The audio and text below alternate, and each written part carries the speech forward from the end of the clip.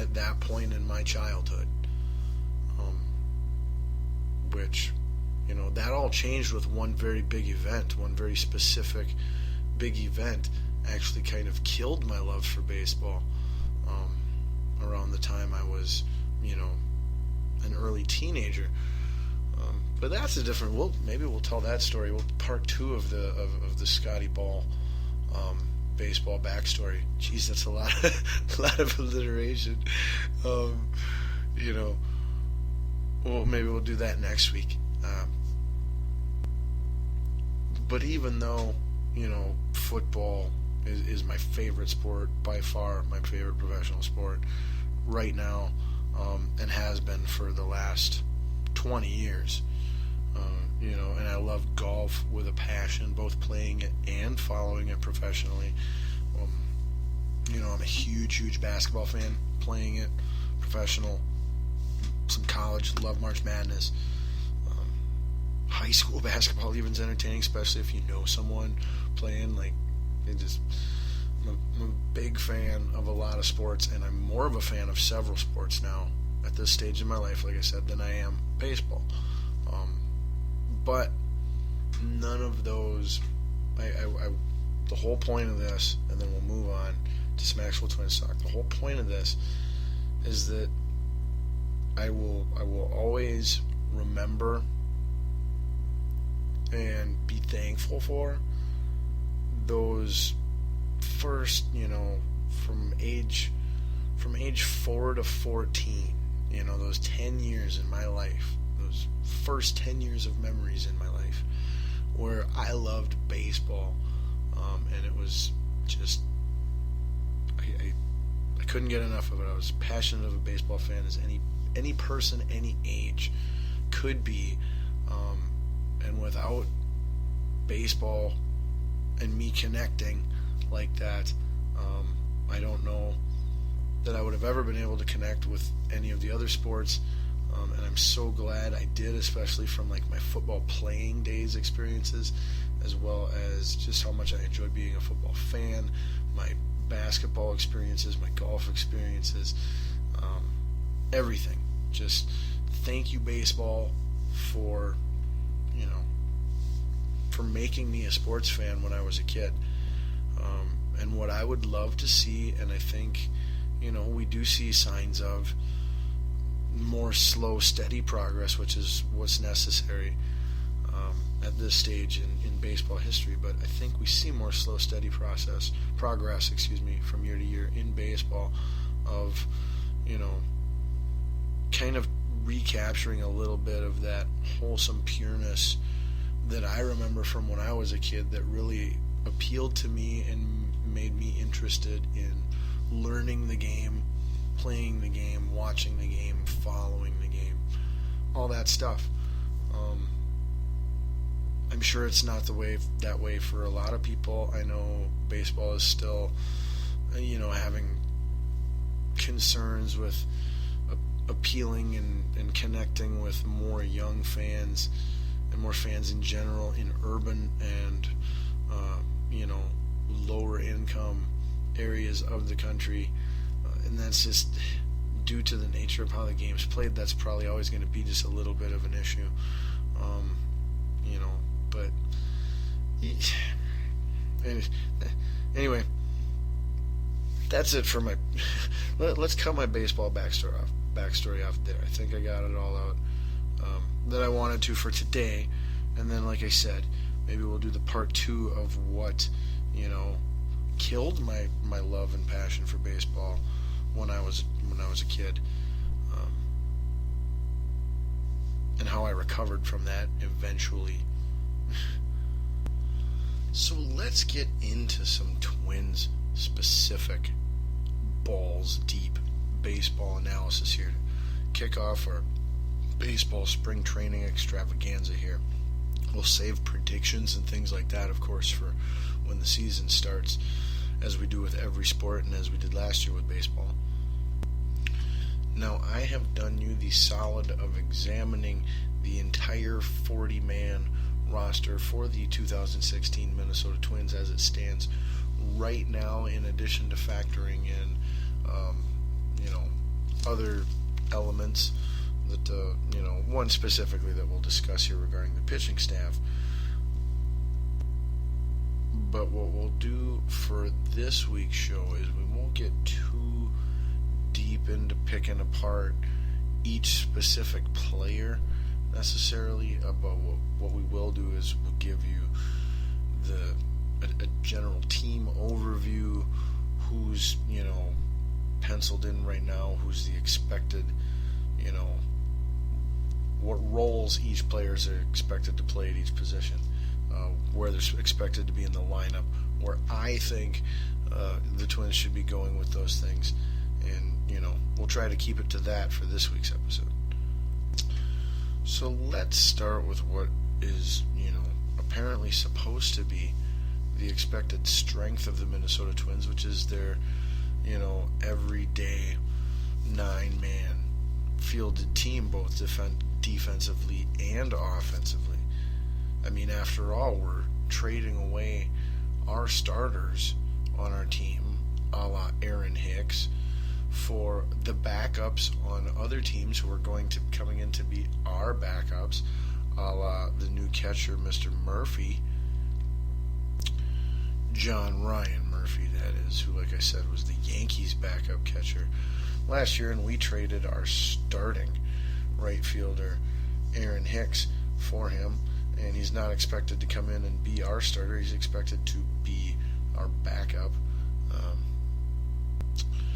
So, I mean, that sends the message to me, at least from our front office's perspective, that we have an abundance of riches here, and we're just, a minor role player piece away from, playing in the World Series. So we'll see if that proves to be true or not. I doubt it. Current Vegas odds have us at winning less than 80 games. I want to say the over-under is like 77.5 or 78.5. Or like, if we win 79 or more games, we'll be doing better than what the professional odds makers expect us to do this year. So, that's not boding very well for the expectations from these so-called experts. But it's baseball. There's always at least one or two surprise teams every year that at least, if nothing else, make it into the playoffs, if not make some noise for a little bit once they're there. Now, since I already brought up the catcher position a little bit, let's start at the catcher position for the Twins. As I mentioned earlier, their backup is expected to be John Ryan Murphy, who they acquired in a trade with the Yankees for outfielder Aaron Hicks. Our starting catcher is still expected to be Kurt Suzuki, and we have a third-string catcher on the roster right now by the name of John Hicks. What we'll say on it for now is the catcher position was an area last year that they could have, there was obvious room for improvement. Not that there was any blame for results or anything like that on anyone playing that position, but there was obvious room when you looked at the numbers or when you just watched the game with your eyes, room for improvement at that position. So we did bring in a new person, expected to be the backup. We'll see if Suzuki struggles or if Murphy excels. Either of those scenarios then I would expect at some point in time to result in a role reversal, if you will. Not to be confused with role play. But so that's what the catcher situation looks like for the Twins, and definitely, in my opinion, their biggest weakness on paper in the everyday lineup. But we'll go around the infield, and then we'll work our way into the outfield. Over at first base, it is expected that Joe Mauer will be the regular starting first baseman, backed up by either newly acquired Byung Park, who is likely expected to do mostly DH drills and not play too much first base, but we'll see how spring training goes with that. He is also possibly going to be backed up by Kenny Vargas. Definitely a make or break year for him, in my opinion. Again, another first baseman / DH for the Twins. And then, in my opinion, the two guys who really should be considered the backup or I should say backup first baseman options. I'm not necessarily the backup, but backup first base options would both be Miguel Sano and Trevor Plouffe. But that's just me. For right now, your official roster, says that your first basemans are Mauer, and then in your guess is as good as mine order defensively, Byo-Hung Park and Kenny Vargas. All right, over at second base, no question marks there. Not only is the guy we have there pretty good, he was an all-star last year after all, although he did definitely, struggle the second half of the season post all-star break, more so than the first half when he was playing extremely great, and that would be second baseman Brian Dozier. Not only is he locked in at that position because he's really good at it, but he's locked in at that position because he's literally the only second baseman on our 40-man roster. No one else has a 2B anywhere near their name. Not as a secondary position, not as a primary position, nothing. He's literally the only guy that plays that position. So it's curious to see who they're going to have as a backup option or two in the event that he were to, he's likely going to need a day off at some point in time. But so in the event that he needs a day off, or in the event that he gets injured, where would they go? I would think they would likely insert Nunez there at second base, or possibly Danny Santana or Jorge Polanco, any of those backup shortstops, or they could possibly move the starting shortstop, Eduardo Escobar, over to second base, and then insert one of the backup shortstops at shortstop as well. That would be another possibility. Nunez, though, is really Nunez and Escobar, I should say, are the two most floatable, flexible, Gopher utility player is really the term that we should be using. But that's one thing that it would be nice. I think a small role player missing piece that this Twins team could greatly use would be a true utility player, a Jeff Rebele, if you will.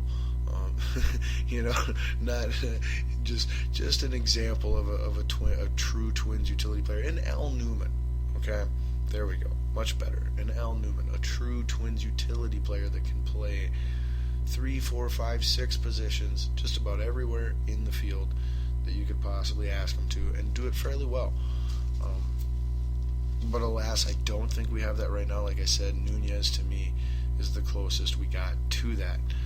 And then over at third, so shortstop still a little bit of a question mark, but I think Escobar is going to continue to improve and continue to build on what he's established throughout last season and be a very serviceable everyday starting shortstop. And my theory with shortstops and second basemen, for the most part, the interior of your infield, is you really don't need a ton of bat production.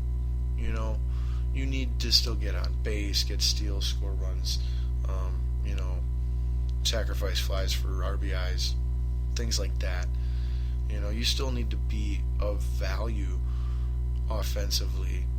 Maybe even just drawing large counts. Working a 10 to 15 pitch at bat. And helping your team out that way.